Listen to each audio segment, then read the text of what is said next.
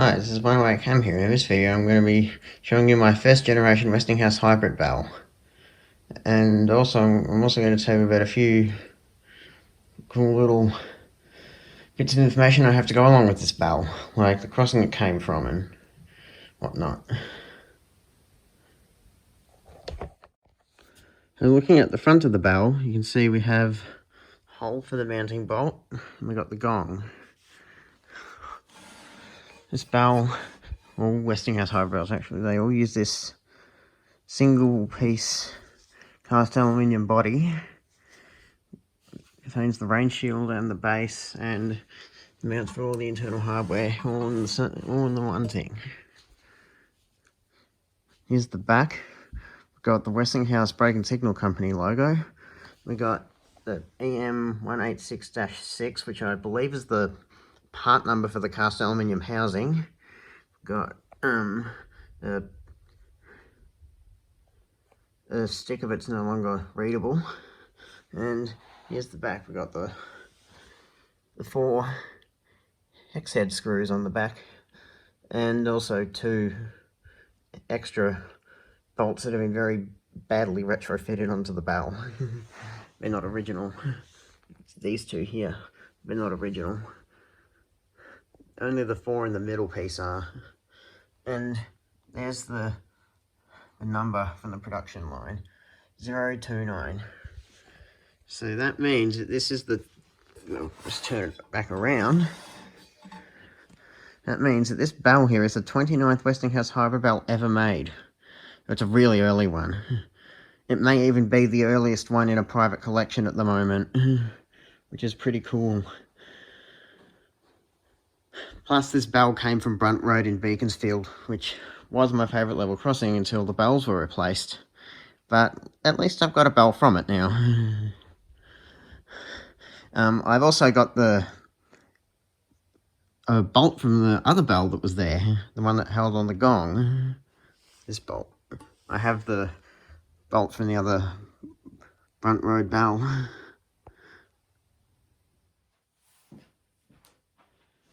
Now I'm going to show you the bell ringing. Hear what it sounds like.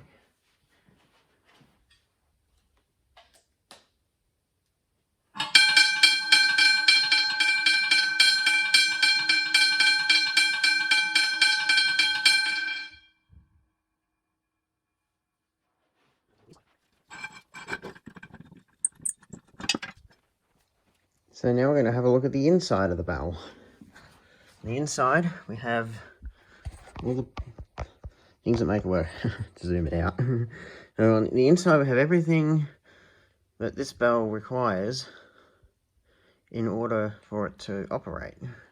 We've got the striker, which is basically just a steel pin with a piece of brass or copper on the bottom. Some of them are brass, some of them are copper. I changed a bit over the years. And just up from that, we have the electromagnetic coil, and then a giant mounting block. And then inside the white box is a printed circuit board with some electronic components, a few capacitors, and a couple of timer chips. What they do is when the power is applied, it creates the pulses, and that makes the striker go up and down to ring the bell. Here's the gong. Still quite dirty, as peeling paint. You can see it was rotated a good few times throughout its life. See, there's 3 divots there, and just spin it around. Another one right there.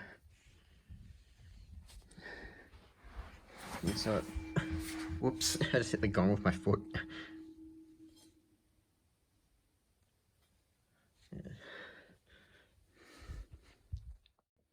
Now I'm going to show a video of the bell ringing with the gong removed. Now this one won't be very long because I don't want to crack the casting.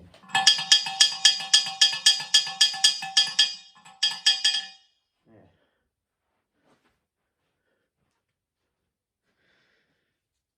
Sounds quite clunky. So what I'm going to do next is I'm going to bring a 2nd generation bell over so we can compare the 2. So I've now brought one of my second generation hybrid bells into the room so I can show you a comparison of the two. Let's go down closer. So the first difference that a lot of you will notice is the mounting bolt, is the holes for the mounting bolts on the front. Second generation, which is on the left, it's got this extra like rib in it, and it's got two holes. And the first generation does not have that ribbed part, it's just got a single hole. And then we'll turn the bells around to the back, we can get a look at that. So here's the backs. They look the same, except the second generation you got the two bolts right there. The first generation has four hex head screws, and it's also got those two very sloppy retrofitted bolts. And they both have the EM186-6 on the casting, which I believe, like I said before, is actually the part number for the casting. 15567. Still haven't deciphered that number. When the second generation bells were being made, they were using all sorts of numbering codes for them. So what I'll do now, I'll put the camera back up on the tripod and I'll show you the insides of both of these bells.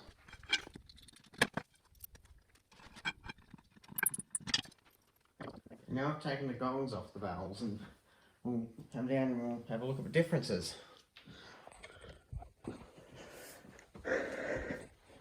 And here we are, down in front of the bells. You see there's a few differences. Excuse the tape on that one, that's the one that one there actually had to open up the white box, dig out all the epoxy and replace a part on the circuit board because it broke. This one here, you can see there's the box, it's got the terminal block mounted to the... Well, they're actually both mounted on the same face. The box is just orientated differently.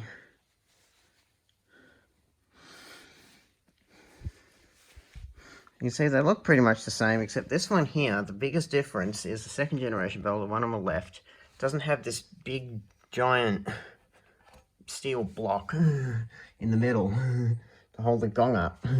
This one here just has the piece that's much smaller on top of the electromagnet, which is there, and the striker. I believe this one's got a copper tipped striker in it. And the box is mounted right on top of the magnet where the big block would be on this one, and the box is to the right. So that's pretty much all that's different inside, although that one's got a hexagonal shaped shaft for the bolt, and this one's actually got a round one. That's pretty much all the differences between the bells, both inside and outside. Yeah, so next clips will be some more ringing. We'll ring ring both bells at once. I'll run both of them with the gongs removed, and yeah.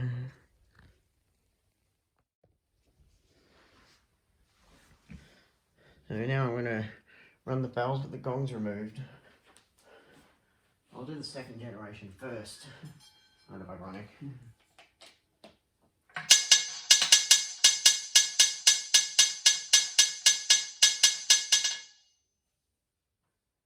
That runs very smoothly now because it's been fixed.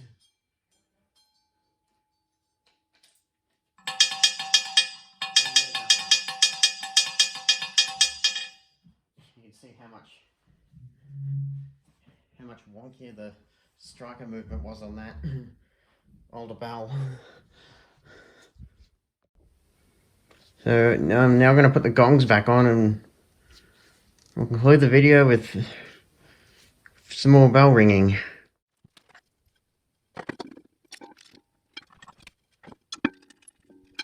I've now put the gongs back on, and we'll give the bells do some dinging.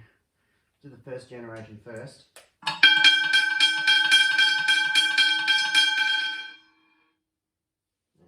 That's the first generation one. It runs a bit smoother with the gong on it. Next we'll do the second generation.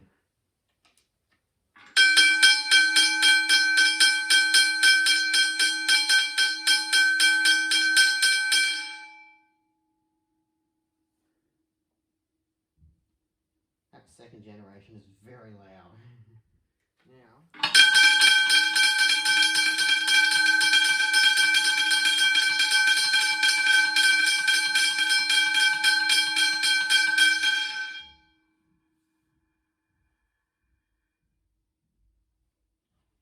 love that noise. Love the sound. It's a shame there's now less than 20 of the things left on the metro network.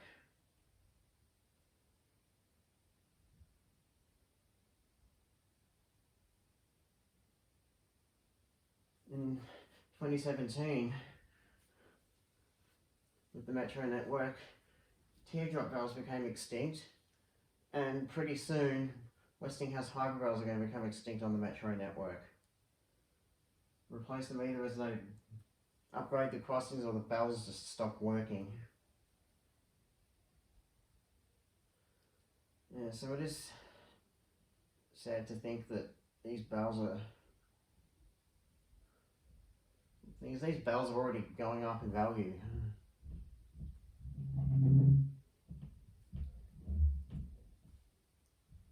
When I first started collecting,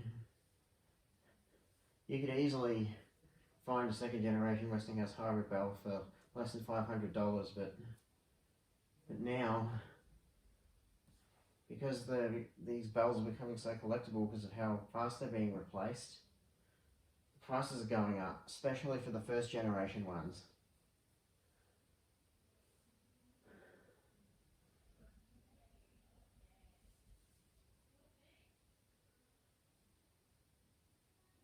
Yeah, so that's pretty much all I have for the bells. The Westinghouse hybrid bells. These are just one of my second generation ones and my first generation. So yeah, that's all I've got. Thanks for watching.